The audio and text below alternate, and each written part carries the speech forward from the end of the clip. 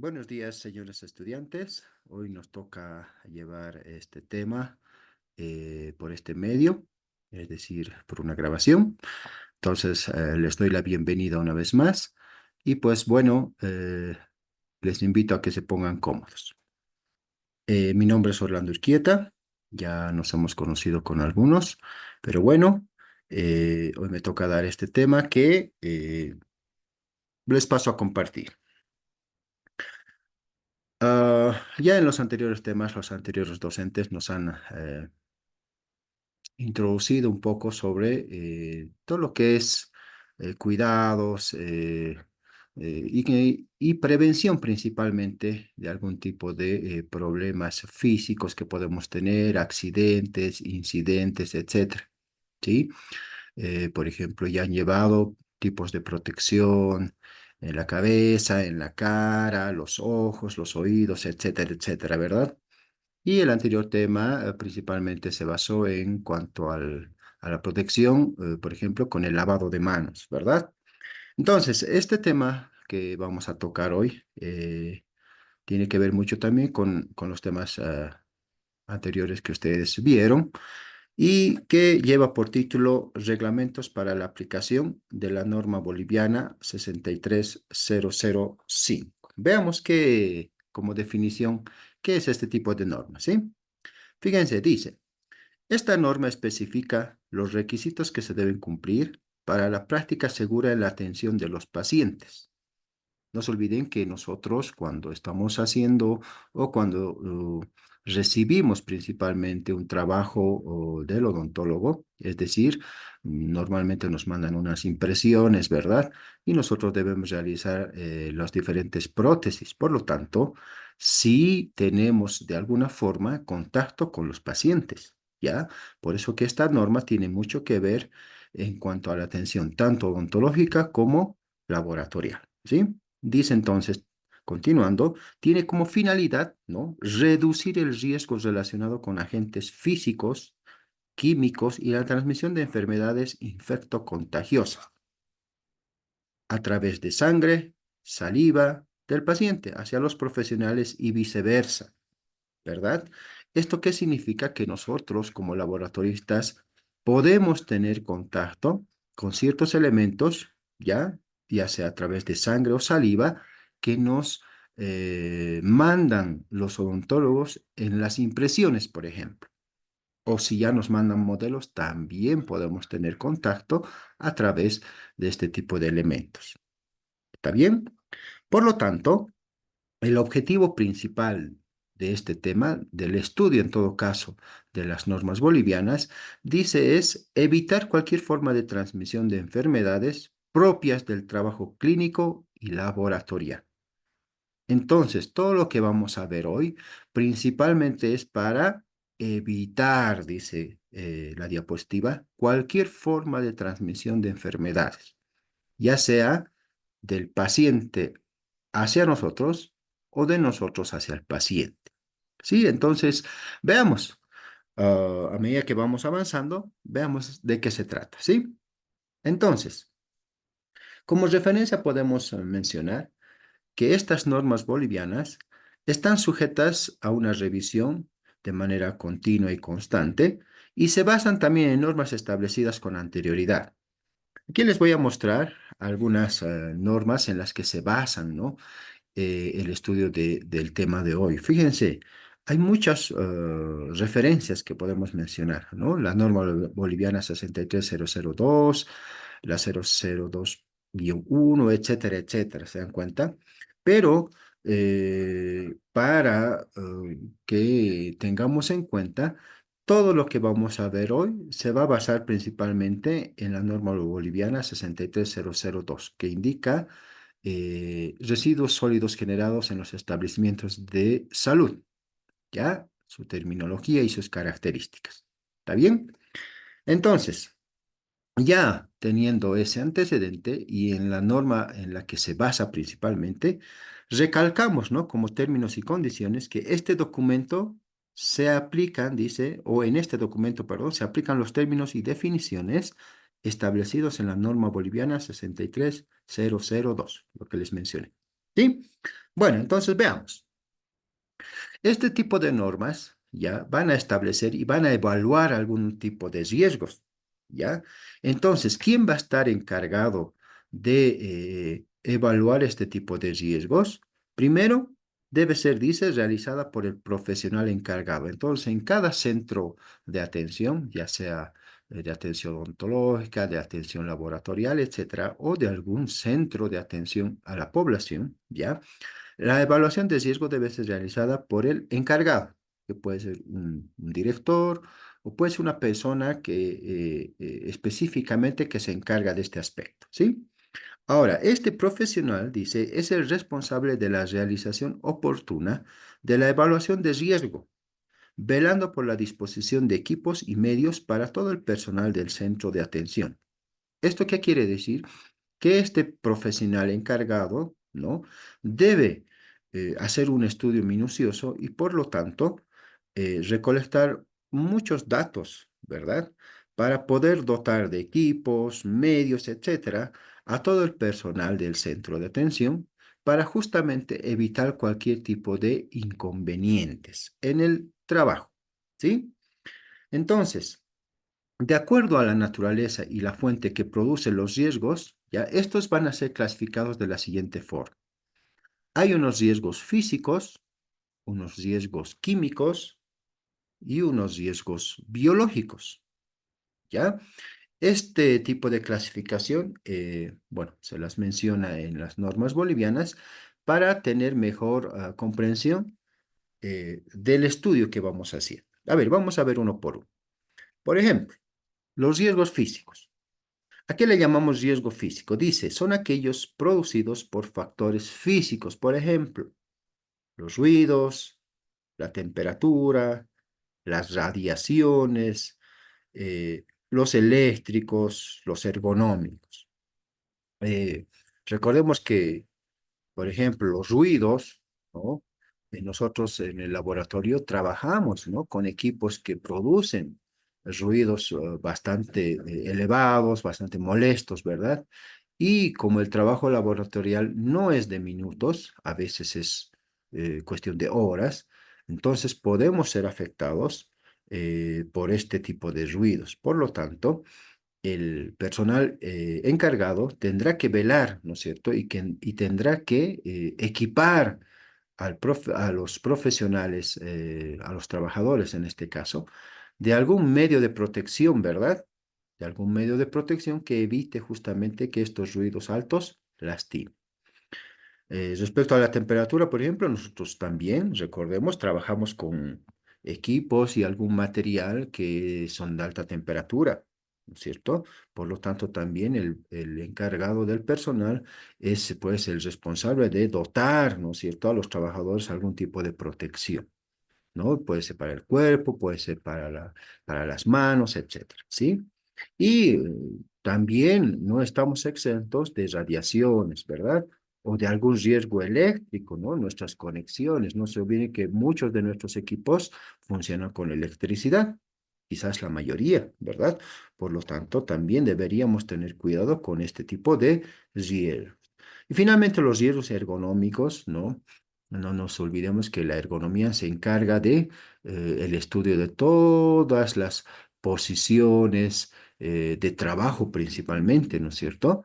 No se olviden que mientras más adecuada sea la disposición de nuestros materiales, de nuestros instrumentales, etcétera, vamos a tener mejor rendimiento en el trabajo. A eso se llama ergonomía. Entonces, también hay riesgos ergonómicos, es decir, cuando no tenemos una disposición adecuada de la ubicación de nuestros materiales o instrumentales para realizar un trabajo. ¿Sí? Entonces, estos son principalmente los riesgos físicos. Veamos cuáles son los riesgos químicos. Estos principalmente se refieren, dice, o en todo caso son aquellos riesgos que surgen del uso de sustancias inorgánicas u orgánicas, que pueden ser sólidas, líquidas o gaseosas. Entonces, estos elementos ya nosotros como laboratoristas trabajamos, ¿no es cierto? Con diferentes tipos de sustancias que pueden ser sólidas, líquidas o gaseosas, que pueden, ¿no? De alguna manera contaminar, pueden afectar o pueden alterar nuestro sistema inmunológico, por ejemplo, ¿verdad? Entonces, de acuerdo, dice, a los efectos que pueden causar, se clasifican en tóxicas, por ejemplo, algunos elementos o algunos químicos que pueden producir cáncer. ¿Sí? No se olviden que algunas aleaciones, algunos metales, ¿no es cierto? Cuando se inhalan, pueden producir cierto tipo de eh, problemas cancerígenos, ¿no es cierto? Entonces, es importante cuidarnos. ¿Qué más? Algunos químicos que pueden ser irritantes o pueden ser mutágenos, ¿no es cierto? Es decir, que pueden causar malformaciones o algún tipo de alteración celular, ¿no es cierto? ¿Qué más? Algunos riesgos, por ejemplo, los explosivas, que pueden ser teratógenos. ¿Qué son teratógenos? Es un elemento que puede producir una malformación durante el embarazo, ¿no? Esto principalmente para el profesional femenino que trabaja en un laboratorio. Perdón. ¿Qué más? Corrosivas, que pueden ser abortivos, ¿no? Esto también tiene mucho que ver con un personal femenino en etapa de embarazo, por ejemplo, ¿no? Recordemos que el primer trimestre es el tiempo crucial, ¿no? De un embarazo. Entonces, si el personal femenino está expuesto a ciertos tipos de riesgos químicos, pueden causar un aborto, a veces espontáneo, ¿no es cierto? Y pues es obvio que puede producir daños psicológicos, ¿no es cierto? Principalmente en la madre que pues estaba embarazada. ¿Se dan cuenta? Entonces, este tipo de riesgos químicos es importante controlarlos y evitarlos, por supuesto. ¿Sí? Muy bien. Sigamos. Riesgo biológico, ¿no? El riesgo biológico principalmente dice está asociado al contacto directo con mucosas, fluidos corporales, secreciones nasofaringeas y respiratorias, formación de aerosoles y riesgo de pinchazos o cortes. A ver, analicemos un poco. El riesgo biológico, ¿por qué se menciona en este acápite? Pues porque, como ven en la imagen, ya acá, donde se muestra una cavidad bucal bastante alterada, ¿no es cierto? Procesos gingivales, ¿no? Áreas bastante sucias. Entonces, este tipo de pacientes, ¿no? Muchas veces acuden a consulta odontológica y requieren la confección de algún tipo de aparatología protética. Por lo tanto, el profesional odontólogo lo que hace es, o lo que debería hacer es, primero, eliminar todo este tipo de procesos, ya sean inflamatorios o infecciosos, ¿verdad? Porque si el profesional odontólogo trabaja sobre esta cavidad bucal, a la toma de impresión, por ejemplo, puede transmitir una serie de enfermedades, ¿no? Porque no nos olviden que la boca es un medio húmedo donde existen fluidos bucales, ¿verdad? Entonces, ese es un tipo de riesgo biológico. Por eso aquí dice, cuando estamos en contacto con mucosas, las encías es un tipo de mucosas, o fluidos corporales, por ejemplo, la saliva, secreciones nasofaringeas, ¿no? Aquí también tenemos algún tipo de secreción, ¿se dan cuenta? Entonces, este tipo de riesgos es importante controlarlos porque los pacientes que tienen este tipo de características pueden fácilmente transmitir a través de una impresión, por ejemplo, ¿no? Algún tipo de enfermedad a los trabajadores o al personal de laboratorio, ¿sí? Ahora, ah, si nosotros estamos trabajando de manera no, digamos, adecuada y cuando tenemos algún objeto corto punzante, por ejemplo, podemos tener este tipo de riesgos, ¿no? Un pinchazo, por ejemplo, ¿no? Aquí el dedito está pinchado y está habiendo una hemorragia, pequeña, pero hemorragia al fin. Entonces no nos olvidemos que muchas de las enfermedades pueden ser transmitidas a través de la sangre, ¿no es cierto? Por eso es que es importante tener en cuenta este tipo de normas, por ejemplo, ¿no? Por eso se llaman normas bolivianas, ¿ya? En este otro gráfico podemos también ver un corte, ¿no es cierto? Nosotros en el laboratorio, recordemos, tenemos o trabajamos con muchos instrumentos que son cortopunzantes y cuando no manejamos de manera adecuada tenemos este riesgo, ¿sí? Entonces, este es un riesgo biológico, por supuesto, muy importante y es muy común ver, ¿no es cierto?, algún tipo de accidentes. ¿Ya? Perfecto, sigamos. Ahora, para evitar, digamos, todo este tipo de riesgos que hemos mencionado hace un momento, ya hay una forma de organizar, ¿no? Para controlar o evitar justamente este tipo de accidentes o incidentes. ¿Ya? Por eso es que llevamos este subtítulo que dice requisitos de gestión, es decir, cómo vamos a estar organizados, ¿sí? Muy bien. Dice responsabilidades de la dirección. ¿Ya? Esto se refiere principalmente al personal encargado de organizar todos estos elementos que conllevan a evitar problemas.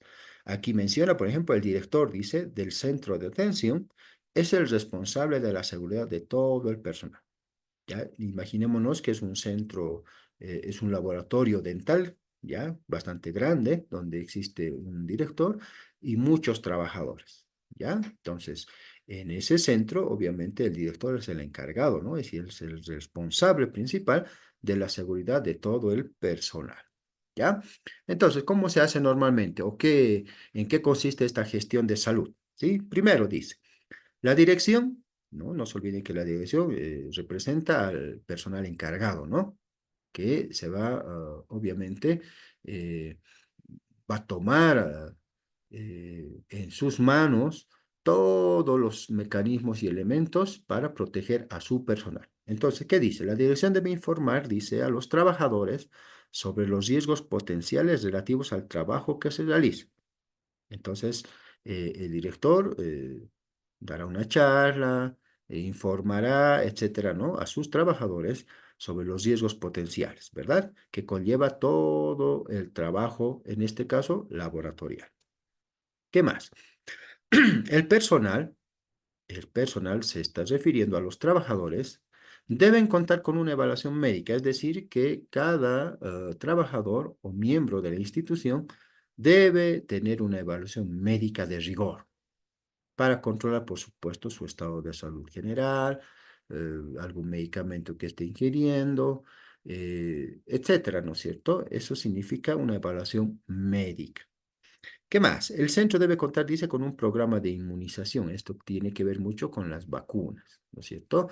Especialmente, por ejemplo, el tétanos, ¿no? Se nos ocurre, por ejemplo, en este momento, porque nosotros estamos propensos a sufrir cortaduras, pinchazos, etcétera, ¿no es cierto? Entonces, es bueno estar inmunizado, vacunado, quiere decir, ¿verdad?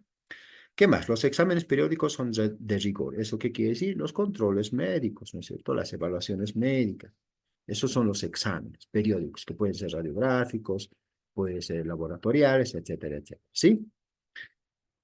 Muy bien. Entonces, continuamos, ¿no? Dice notificación y registro de accidentes. Dice, todos los centros de atención deben tener un registro de accidentes y o incidentes que debe ser reportado bajo un formulario establecido. Mencionan aquí accidentes y o incidentes haciendo la diferencia de que, por ejemplo, un accidente es un suceso inesperado que provoca daños o lesiones y pérdidas, ¿no? Ese es un accidente, es algo que no esperamos que nos produce un daño. En cambio, un incidente, ¿ya? Un incidente es un evento, dice, imprevisto que no causa daños, ¿ya? Pero tiene el potencial de hacerlo, esa es la diferencia. Entonces, un accidente es un suceso que nos provoca daños y un incidente es un suceso inesperado también que no nos provoca daños, pero que tiene, ¿no? Que tiene un potencial de hacerlo, ¿ya? Entonces, este tipo de registros o notificaciones va a permitir, primero, optimizar la atención del accidentado. ¿Eso qué quiere decir? Si hubiera un accidente, pues la atención debe ser óptima, debe ser rápida, debe ser eficiente, eficaz, ¿no es cierto? También esta notificación va a permitir, dice, realizar seguimiento de las consecuencias, es decir, un seguimiento como tal de todo el proceso, desde el accidente hasta su recuperación o inclusive algún tipo de consecuencia que puede tener, ¿sí? Y finalmente esta notificación va a permitir estudiar las medidas tendientes a la repetición. O sea, si hay un accidente que se puede prevenir, pues esta notificación va a permitir estudiar y evitar en un futuro algún tipo de problemas, ¿verdad? Perfecto. Ahora, hay una forma de diseñar, dice, la seguridad, justamente para evitar cualquier tipo de problemas. No nos olvidemos que pueden ser accidentes o pueden ser incidentes, ¿sí? Entonces, este diseño más o menos ha planificado de la siguiente forma. Fíjense, por ejemplo, primero, inciso A, vamos a ver, ¿no? Requisitos físicos, o sea, que se deben hacer para evitar algún tipo de problemas. En cuanto a la iluminación, por ejemplo, ¿no? Dice el ambiente debe ser iluminado, puede ser natural o artificialmente, de manera óptima para un trabajo seguro. No nos olvidemos que en nuestro trabajo, ¿no? Principalmente en la realización, perdón, de artefactos protéticos, necesitamos, ¿no? Tener agudeza visual. Y la agudeza visual obviamente va de la mano con una buena iluminación. ¿Sí? Por lo tanto, el encargado, el director en todo caso, tiene que proporcionar ambientes totalmente iluminados, ¿no es cierto? Ambientes con ventanas grandes si vamos a trabajar con luz natural o el uso de focos adecuados, ¿no? Para el trabajo nocturno, por ejemplo, ¿ya? De manera que nuestra visión sea la más óptima posible, ¿verdad? Y así obtener un trabajo también adecuado, ¿sí? ¿Qué más? En cuanto a la temperatura, dice, todos los equipos que generen calor, no nos olvidemos que tenemos, ¿no? Recortadoras, pulidoras, etcétera, por ejemplo, ¿no? Que generan calor. O también frío excesivo, dicen. Entonces, todos estos equipos ya deben ser aislados del espacio general de trabajo. Por supuesto, para no sufrir quemaduras o algún problema, ¿verdad? De manera que no afecten, dice, la preparación y manipulación de los materiales ni al personal. ¿Esto qué quiere decir? Que en cuanto a la temperatura, no existan materiales o equipos que puedan, por su temperatura alta o baja, alterar, ¿no? Los materiales de trabajo, por ejemplo, o al personal como tal, ¿sí? ¿Qué más? En cuanto a la ventilación. Por ejemplo, ¿no? Cuando nosotros estamos trabajando, generamos, ¿no? Calor, olor, etcétera, y necesitamos buena ventilación. Por lo tanto, dice, cualquier equipo que genere calor, olor o vapor debe ser aislado o, en todo caso, colocado en áreas muy ventiladas, ¿verdad? Ventiladores artificiales o apertura de ventanas, etcétera. ¿Se dan cuenta? Eso es muy importante. ¿Qué más? En cuanto al ruido, sí, dice, se debe evitar los niveles de ruido excesivos, como hemos hablado hace un momento, ¿no es cierto? Los ruidos excesivos pueden provocar daños auditivos, por lo tanto es importante controlarlos, ¿verdad? ¿Qué más? Factores ergonómicos, no se olviden la ergonomía, ¿no? La ergonomía. Dice, deben ser diseñados los espacios para la ubicación de equipos y mobiliario, ¿no? Mobiliario, perdón, donde se desarrollan las actividades de manera que reduzcan los riesgos de accidentes ergonómicos o algún tipo de tensión. ¿Ya? Entonces, este factor ergonómico es quizás también el más importante, ¿no? Aparte de, obviamente, los otros elementos, pero no nos olvidemos que como personas estamos sujetos a tensiones musculares, de todo tipo, ¿no? ¿Verdad? Por lo tanto, el diseño es muy importante, ¿no? Para ubicar los equipos, el material, etcétera, etcétera. ¿Sí?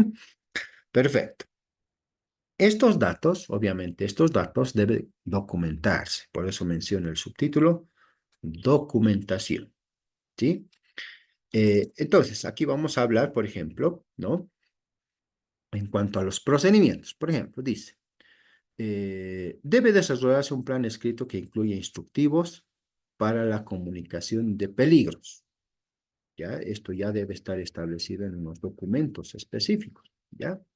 Este plan ya debe incluir, por ejemplo, especificaciones para visitantes. ¿Qué significa eso? Que debe haber también normas para recibir algún tipo de visitantes, ¿no? No se olviden que en una institución de trabajo, pues por supuesto que solo deben estar los trabajadores, ¿verdad? Y en cuanto a los visitantes, se refiere, por ejemplo, a aquellos auxiliares en odontología, ¿no? Que nos traen, por ejemplo, los trabajos, las impresiones, ¿no? Ellos son considerados visitantes, ¿ya? ¿Qué más? Vigilancia del personal de salud, por supuesto, ¿no? Todo el personal debe estar de alguna manera vigilado. Vigilado en el sentido de que, por ejemplo, deben contar con la indumentaria necesaria, deben contar con la protección necesaria, etcétera, etcétera. Sí, a eso se refiere la vigilancia del personal. ¿Qué más? Debe incluir este plan procedimientos para supervisar equipos de ultrasonido, radioactivos, láser, etcétera, ¿no es cierto? O sea, que se debe controlar, se debe cuidar, se debe poner en mantenimiento cualquier equipo, ¿no es cierto?, que involucre nuestro trabajo. ¿Ok? ¿Qué más? Este plan también debe incluir, dice, procedimientos para prácticas seguras en la manipulación de materiales cáusticos o corrosivos. ¿Ya? Entonces, cualquier tipo de elemento que pueda producir irritaciones, pueda producir daños, ¿no? Deben estar seguros y por lo tanto deben tener un protocolo también de manipulación, ¿verdad? ¿Qué más?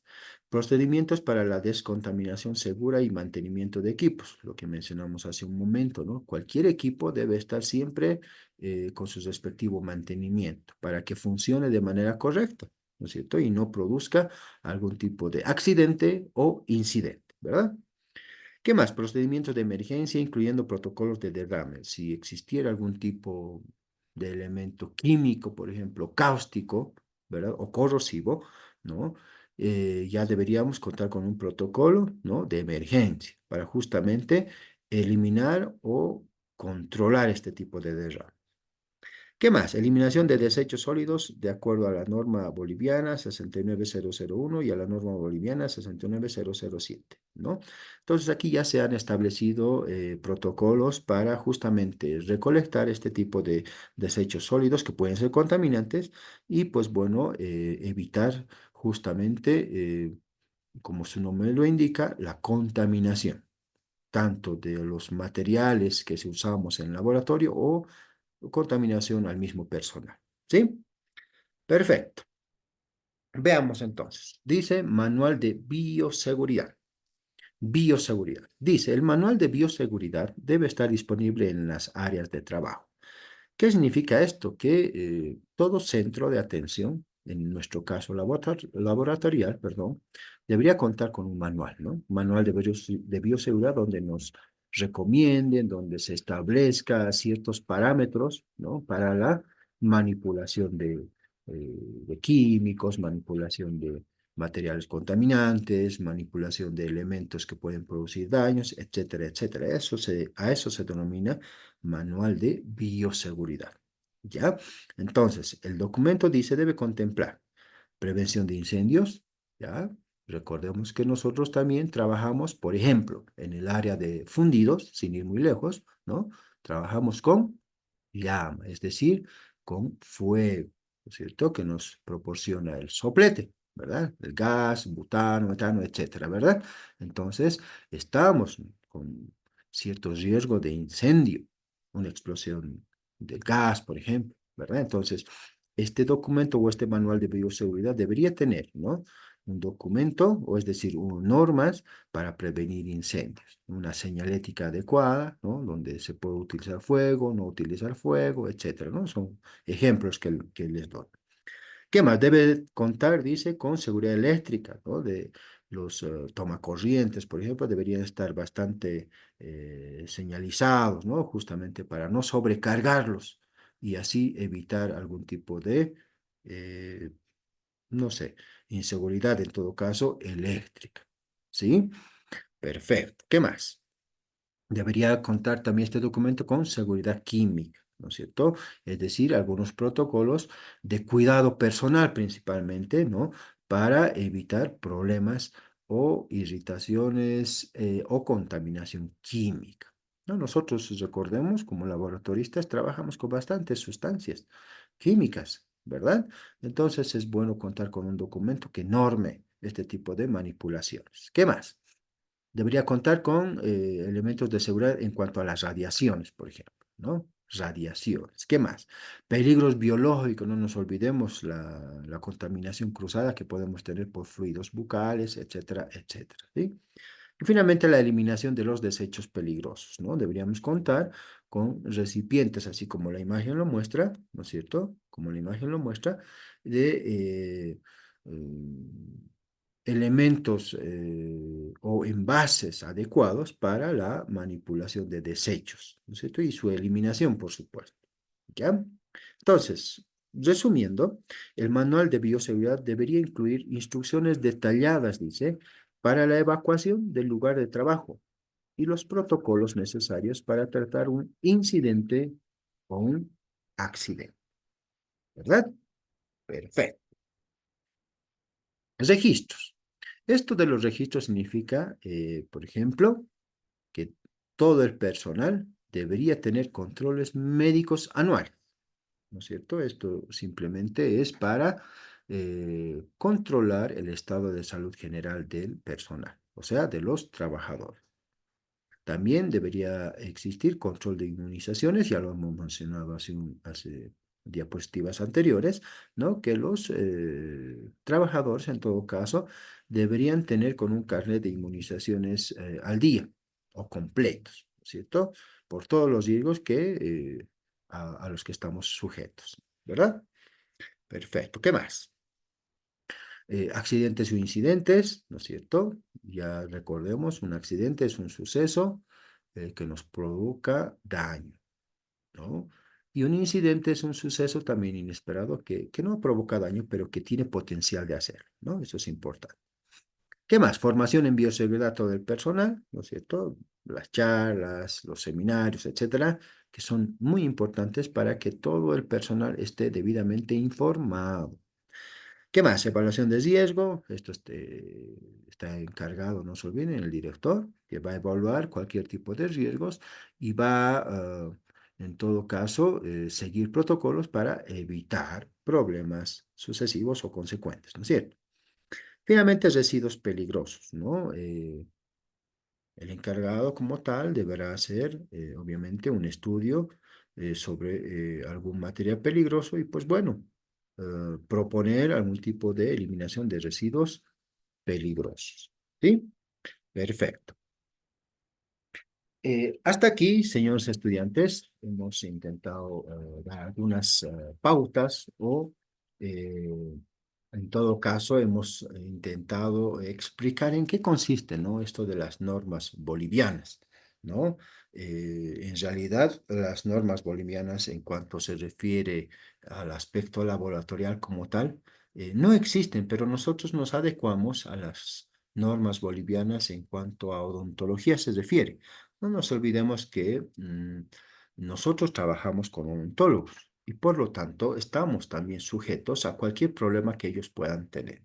¿Ya? Entonces, hasta aquí hemos querido dar la primera parte de este tema y vamos a continuar, por supuesto, la siguiente semana con la segunda parte. Entonces, lo que les puedo recomendar es que puedan escuchar esta grabación o ver en todo caso y si tienen alguna consulta o algún comentario, pues nos vamos a ver la siguiente semana en nuestras clases habituales en la teoría.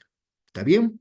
Entonces simplemente desearles un buen fin de semana, que pasen un buen feriado y pues que disfruten este tiempo de acción espiritual y todo lo que conlleva, ¿no es cierto?, este feriado. ¿Sí? Les mando un gran saludo y los espero la próxima semana en la teoría del día viernes. Tengan entonces un muy buen día. Hasta la próxima.